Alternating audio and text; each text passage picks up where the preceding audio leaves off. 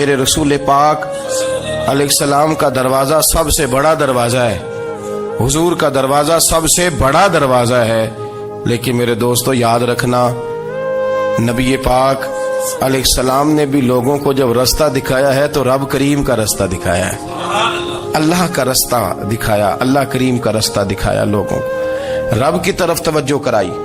میرے رسول کریم سید عالم صلی اللہ تعالی علیہ وسلم نے لوگوں کی اللہ کی جانب توجہ کرائی اور لوگوں سے یہ کہا کہ وہ اپنے رب کریم کی جانب اپنا ذہن رکھیں، اپنی توجہ اپنے اللہ کی جانب مبذول کریں۔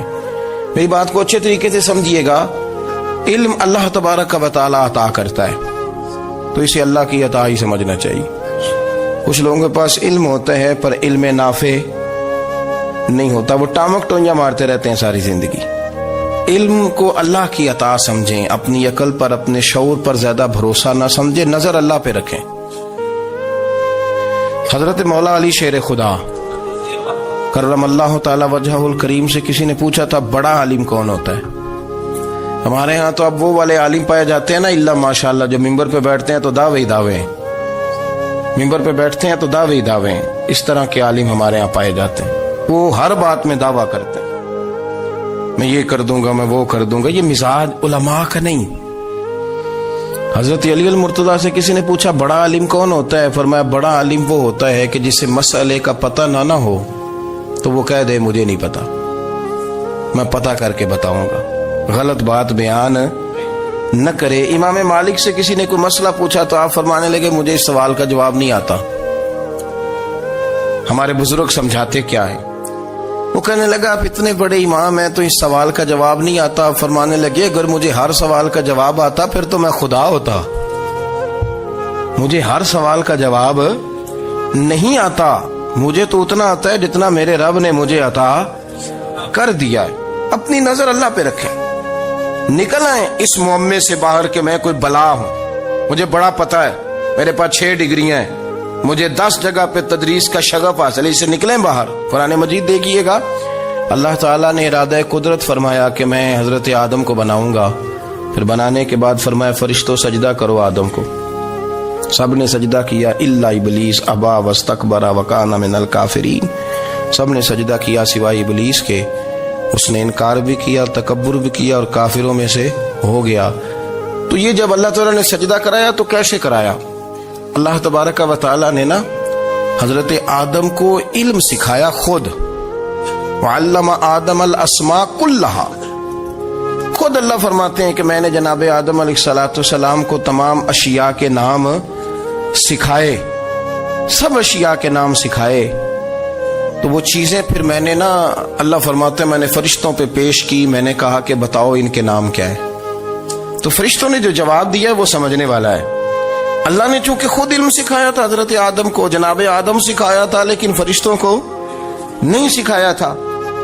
تو اللہ کریم نے فرمایا فرشتوں یہ بتاؤ ان چیزوں کے نام کیا ہیں؟ تو فرشتے کیا کہتے ہیں؟ فرشتے عرض کرتے ہیں قالوا سبحانک لا علم لنا۔ آپ کبھی یقین کریں اس چیز کی لذت لے تو مزہ آ جائے۔ کہا قالوا سبحانک، کہنے لگے تو پاک ہے، قالوا سبحانک، کہنے لگے تو بھئی آدم علیہ السلام کو نام سکھا لیے، پھر فرشتوں کے سامنے وہ چیزیں پیش کر کے کہا ان چیزوں کے نام بتاؤ، تو فرشتے کیا کہتے ہیں؟ کہتے ہیں قالوا سبحانک، تو پاک ہے، لا علم لنا، ہمارے پاس کوئی علم نہیں، الا ما علمتنا، ہمیں تو اتنا پتہ ہے جتنا تو نے ہمیں سکھا دیا، ہمیں تو اتنا پتہ ہے جتنا تو نے ہمیں، لا علم لنا، ہمارے پاس کوئی علم نہیں ہے، اتنا ہی پتہ ہے جتنا تو نے ہمیں سکھا دیا ہے، اس سے زیادہ ہمارے پاس علم۔ اور یہ کیوں تو نے ہمیں جتنا سکھایا اتنا پتہ ہے؟ فرشتے یہ نہیں کہتے یا اللہ تو زیادہ سکھا، آدم کو دیا تو ہمیں بھی دے، یہ نہیں فرمایا، فرمایا انک انت العلیم الحکیم، اے اللہ تو علم والا بھی ہے اور حکمت والا بھی ہے، تجھے پتہ ہے کس کو کتنا دینا ہے، جتنا تو نے مناسب سمجھا جناب آدم کو دیا، اور جتنا تو نے بہتر سمجھا وہ تو نے ہمیں عطا فرمایا۔ تو اگر آپ کے پاس علم ہے، کہیں نالج ہے، اس کو اللہ کی عطا سمجھے۔ ہمارے ہاں بہت سارے لوگ بن کے بیٹھ جاتے ہیں، میں اکثر کہتا ہوں کہ پھر وہ دعوے کرتے ہیں میرے علاقے والے جاہل ہیں، میرے شہر والے جاہل ہیں، میرے خاندان والے پڑھے نہیں، یہ آپ کا دعویٰ ہے، یہ آپ کو خراب کر دے گا۔ ہم نے بہت سارے ایسے لوگ دیکھے جو بہت بڑے عالم تھے، لیکن اللہ جب لینے پہ آیا تو عقل ہی لے گیا، شعور ہی چلا گیا، حافظے ختم ہو گئے۔ آپ دیکھتے ہیں بڑھاپے میں کچھ لوگ ایسے ہوتے ہیں کہ جن کو یہ بھی یاد نہیں رہتا کہ میرا نام کیا ہے، میں کہاں ہوں، مجھے کدھر جانا ہے۔ تو اس وقت سے اللہ کی پناہ مانگیں اور اپنی نظر اپنے رب کریم کی جانب رکھیں، اللہ کی جانب اپنی نظر کو مبذول رکھیں۔ دوسری بات، علم کے بعد ایک چیز آتی ہے جس کا نام ہے ہدایت،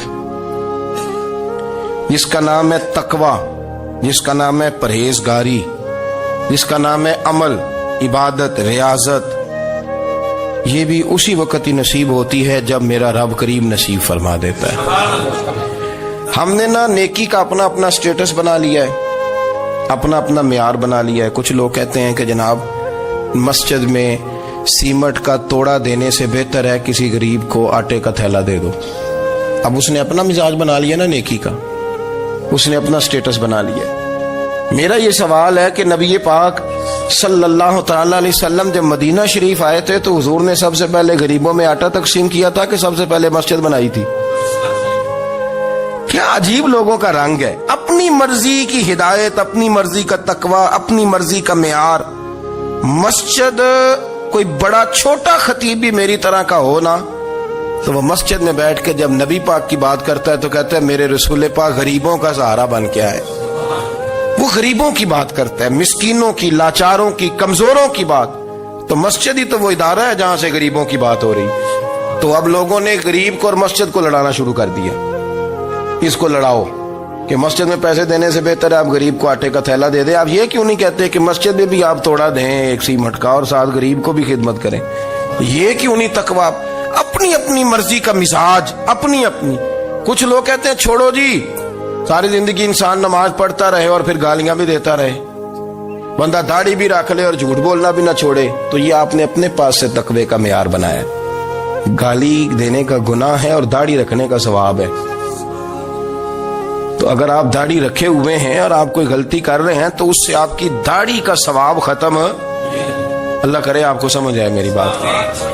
آپ کوئی غلطی کر رہے ہیں، داڑھی کا ثواب اس سے ختم، وہ اپنی جگہ پہ قائم ہے چیز۔ اپنی مرضی کا کیوں تقوی کا معیار بناتے ہیں؟ تقوی کا مزاج اپنی مرضی کا نہ بناؤ، اللہ کی بارگاہ سے دعا مانگو کہ یا اللہ ہمیں ہدایت کا نور عطا فرما، اللہ تو ہمیں رستہ دکھا، تو بتا کہ ہدایت کیا ہے۔ تو رب فرماتا ہے اللہ ولی الذین آمنوا، اللہ مومنوں کا مددگار ہے، یخرجہم من الظلمات الی النور، وہ انہیں اندھیروں سے نکالتا ہے اور نور کی طرف روشنی عطا فرماتا ہے۔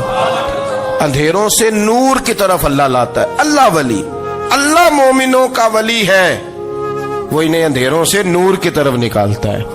ہدایت ہمیشہ اللہ کی طرف سے سمجھے۔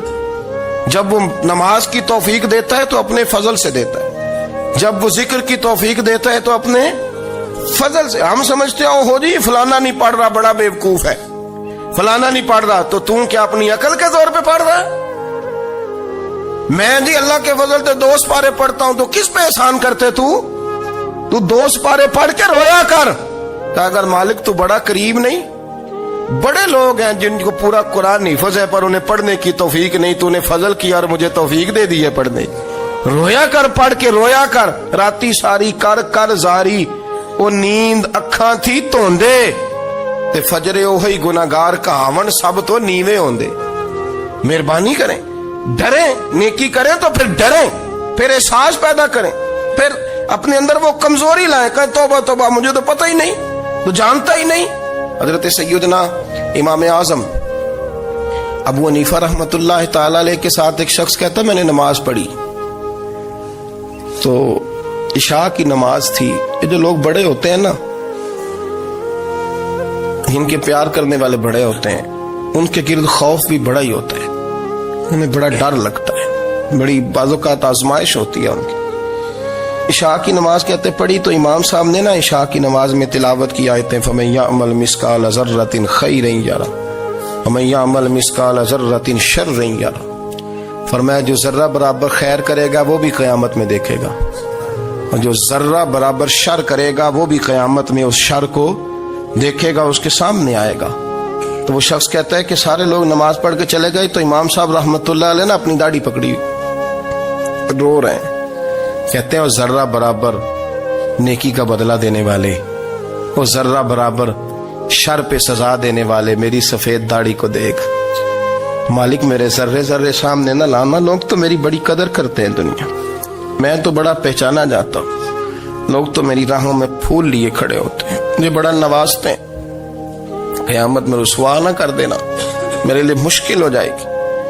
وہ کہتے ہیں میں نے امام صاحب کا درد دیکھا, مجھے کوئی کام تھا تو میں چلا گیا. میں نے کہا کہ وہ اس وقت اللہ کے حضور حاضر ہیں تو میں دوبارہ آؤں گا. کہتے میں تہجد کا وقت آیا تو امام صاحب وہیں بیٹھے تھے اور ان کی داڑھی آنسوؤں سے بھری ہوئی تھی اور زور سے داڑھی پکڑی ہوئی. کہنے لگے مالک رسوا نہ کر دیں, قیامت میں رسوا نہ کر دیں. یار جو ہدایت یافتہ لوگ تھے وہ تو ڈرے ہوئے تھے, وہ تو سہمے ہوئے تھے, وہ تو کہتے تھے یہ اس کا فضل نہیں, اس نے بلا لیا, یہ اس کا کرم نہیں. حضرت بایزید بستامی کسی کافر کو دیکھتے تو رو پڑتے, کہتے مالک تو کتنا قریب ہے, یہ بے ایمان رہ گیا, تو نے اپنے فضل سے مجھے اپنے نبی کا غلام بنا لیا. وہ رو پڑتے. یہاں تو لوگوں کا دعویٰ ہی بڑا ہے. نمازی اللہ خیر فرمائے وہ تو دوسروں کو گھورتا ہے, وہ کہتا ہے جنت کا میں مالک کو کنجیاں میرے پاس ہیں, میں کسی اور کو گھسنے نہیں دوں گا. اور اگر 2-3 حج کر لے تو پھر تو وہ کہتا ہے کہ اب میرے سے پوچھ کے لوگ جنت میں جائیں گے معاذ اللہ. اور اگر وہ 2 4 5 7 دفعہ کوئی نفل پڑھ لے تو پھر وہ کہتا ہے چھوڑیں جی سارے لوگ بے عمل ہیں, میں اکیلا نیک ہوں. نہ ایسا کریں, اپنی توجہ اپنے رب پہ رکھیں, اپنی توجہ اپنے معین الملت والدین, عطائے رسول, ہند الولی, غریب نواز, خواجہ معین الدین چشتی, حضرت خواجہ اجمیر, شاہ اجمیر, والی ہندوستان. آخری عمر میں نا سارا دن روتے گزر جاتا, ساری رات روتے گزر جاتے, ذرا سی کوئی بات کرتا تو رو پڑتے, آنکھیں آنسوں سے بھری رہتی. کئی دفعہ اپنے بھی پریشان ہو جاتے ہیں نا کہ یار تو ایک بات کی جان ہی نہیں چھوڑ رہا. تو خواجہ قطب الدین صاحب بختیار کاکی سے لوگوں نے کہا کہ آپ مرشد سے بات کریں, اتنا بھی تو نہیں نہ رونا چاہیے. ہر وقت اس کے آنسو کی کریے, عاشق دا کام ہی رونا تونا, تے بنا رویوں نہیں منظوری. یہ عاشق سدا ہی روندا رہندا ہے, پاویں وصل ہوئے تے پاویں دوری. ہر وقت رونے کا کیا مطلب ہے؟ تو خواجہ قطب صاحب کہتے ہیں میں قریب گیا تو میں نے پیر دبائے, میں نے کہا سونیا لوگ تو کچھ بھی نہیں کرتے, تو نے تو کمال کر دیا. 90 لاکھ آدمی مسلمان کر دیا, دنیا کچھ نہیں کرتی. تو نے 50 سال ساری رات مصلے پہ بیٹھ کے رب راضی کیا. تو شہزادہ تھا, حضور کی اولاد تھا, لیکن معین الدین تیرا ایک پلاٹ بھی نہیں. تو نے طالب علم پالے, انہیں غریبوں کو دیا, انہیں نوازا, کوئی شے نہیں تیرے پاس, ہر چیز تو نے. ساری رات روتے ہو, سارا دن روتے ہو. تو خواجہ قطب الدین صاحب کہتے ہیں میں نے جب عرض کیا تو خواجہ صاحب مجھے گلے لگا لی, چیخ مار کے روئے. کہنے لگے قطب الدین پتر داڑھی سفید ہو گئی, جانے کا وقت آ گیا. جو تو نے نیکیاں گنوائی ہیں وہ ہیں صحیح میرے پاس, پر یار کی بارگاہ میں پیش کرنے کے قابل ایک بھی نہیں. تو بارگاہ تو دیکھ کتنی بڑی ہے, رسول کریم کی بارگاہ میں پیش کرنے کے قابل ان میں سے ایک بھی نہیں. تو آستانہ دیکھ کتنا بڑا ہے, کیا پیش کروں گا, کیا عرض کروں گا حضور کی بارگاہ میں, کس طرح. وہ یار جو بڑے تھے وہ تو ڈرے ہوئے تھے, سہمے ہوئے تھے, وہ تو بڑی آزمائش میں تھے. لیکن میرا اور آپ کا رٹا 2 نمازیں پڑھ کے 6 نمازوں کا دعویٰ کرنا اور لمبی چوڑی کہانیاں بنانا اور اپنے منہ سے اپنی تعریفیں کرنا, اس سے تھوڑا باہر آئیں. رزق بھی میرا اللہ ہی دیتا ہے, علم بھی اللہ دیتا ہے, رزق بھی. بڑے بڑے فقیروں کو مالدار ہوتے دیکھا, بڑے بڑے مالداروں کو فقیر ہوتے دیکھا. بڑے بڑے, میرے ایک بڑا سخی قسم کا سجن ہے, بڑا پیارا ہے, میں اسے سخی مانتا ہوں. میں نے اپنی پریشانیوں کے دنوں میں بھی اس شخص کو سخی دیکھا. ایک دن رات کو مجھے ٹیلی فون کر کے کہنے لگا کدھر ہو؟ میں نے کہا میں گھر ہوں. نہیں اکثر سفر میں ہوتے ہو نا؟ میں نے کہا طبیعت کیسی ہے؟ ٹھیک ہے, بس حال چال پوچھنا تھا. میں نے سمجھا, میں نے کہا یار یہ کوئی مسئلہ ہے, ورنہ رات کے 2 بجے کوئی حال پوچھنے کو فون تو نہیں نہ کرتا, کوئی مطلب ایسا تو مسئلہ نہیں نا. تو میں نے بیک کال کی, میں نے کہا یار میری بات سن, مسئلہ کیا؟ کہ نہیں کچھ نہیں دل کر رہا تھا. میں نے کہا میری گل سن, رہے ہیں اسی 4-5 سال کٹھے, میں تین جاننا, اصل بات کر. کہنے لگا مکان بھی بڑا ہے, سارا کچھ ٹھیک ہے, پر وہ بڑا ہی بے نیاز ہے. کچھ حالات اس قسم کے آ گئے ہیں کہ لوگوں کو بتاؤں بھی تو لوگ ماننے کو تیار نہیں. زیادہ نہیں, مجھے نا تھوڑے سے پیسوں کی ضرورت ہے, کوئی 15-20 ہزار اگر مل جائیں میری ضرورت. آپ یقین کریں میں روتا رہا ساری رات. میں نے کہا مہربانہ تیرا کس طرح کرانگے, اس سے لے کے زمانہ استعمال کرتا تھا, پر بے پرواہی ویخ نہ سجڑ دی, جتھے کسے دی پیش نہ جاوے انہیں تاجاں والے در در رولے تے منگتیاں تخت بٹھاوے. سجنا کسے نو کارا مل دئی, کوئی کعبےوں خالی آوے. واللہ خیر الرازقین, کہتے تو دائیں بائیں نہ جا, رزق تو تجھے میں دوں گا, میں ہوں بہتر رزق دینے والا. بڑے بڑے بادشاہ, بڑے بڑے شہنشاہ, بڑے بڑے لوگ, ہاتھوں میں کاسے, فقیریاں. ام ربیہ کہا کرتی تھیں, بڑی نیک اور صالح خاتون تھیں. وہ کہتی ہیں کہ میں نا بڑے امیر آدمی کی بیوی تھی, اپنے شوہر کے ساتھ چھت پہ بیٹھی تھی تو نیچے فقیر مانگنے والا آیا. اس نے بڑے درد سے صدا کی تو میں نے اپنے شوہر سے کہا کچھ دے دیں. کہا دفع کر, ان لوگوں نے دھندا بنایا ہوا ہے. کہتی میں میکے سے بھی بڑا مال لے کے آئی تھی, میرے ماں باپ بڑے امیر تھے, تو میں نے نا چوری اپنے خامہ سے نظر بچا کے باتھ روم جانے کے بہانے گئی اور نیچے جا کے 5 دینار میں نے اس فقیر کی ہتھیلی پہ رکھے. کہتے اس نے 5 دینار دیکھے, پھر میری طرف دیکھا تو میں نے اس کی آنکھوں میں آنسو چمکتے دیکھے. کہنے لگے بی بی رب تیرا بھلا کرے, میں 3 دنوں کا بھوکا ہوں. کہ وہ چلا گیا. میں گھر آ گئی, جب باہر آئی تو میرا شوہر کہنے لگا تو اتنی اب اتنی تو تیز ہو گئی ہے اور تو اتنی خود مختار ہو گیا, میرے بغیر پوچھے مال خرچ کرے گی, جا تجھے 3 طلاقیں. کہتی میں بالدار اور وزادار باپ کی بیٹی تھی, طلاق لے کے گھر آئی تو میرا باپ ٹوٹ گیا, چارپائی پہ چلا گیا. اوہو یہ کیا بن گیا. کہتی بڑی تکلیف رہی. 1-2 سال کے بعد میرے ابا نے میری شادی کر دی. اب جس شوہر کے پاس گئی وہ بڑا نیک تھا, پرہیزگار تھا, اللہ نے بہترین صلہ دیا. کتنی چھت پہ بیٹھی تھی, دروازے پہ فقیر آیا, میں نے شوہر سے کہا کچھ دے دوں. کہنے لگا 5 نہ دینا, 15 دینا, 20 دینا, میں فقیر ہوں, میں نے فقر سے دولت دیکھی ہے, اسے خالی نہ لوٹانا. کہتی ہے کہ میں نیچے گئی اور جب میں نے اس کی طرف دینار بڑھائے تو میری چیخ نکلی, پیسے پھینک کے میں بے ہوش ہو کے گری. میرا شوہر نے آ کے اٹھایا, اندر لے گیا, پانی منہ پہ چھڑکا. کہنے لگا تجھے کیا ہوا؟ کہنے لگے یہ جو مانگنے آیا یہ میرا پہلا شوہر تھا, وہی تھا جو کہتا تھا کہ تو 5 دینار دے آئیے, جا تجھے 3 طلاقیں. پڑھو نا حدیث پاک. میرے نبی پاک علیہ السلام نے فرمایا ایک بندہ گنجا تھا.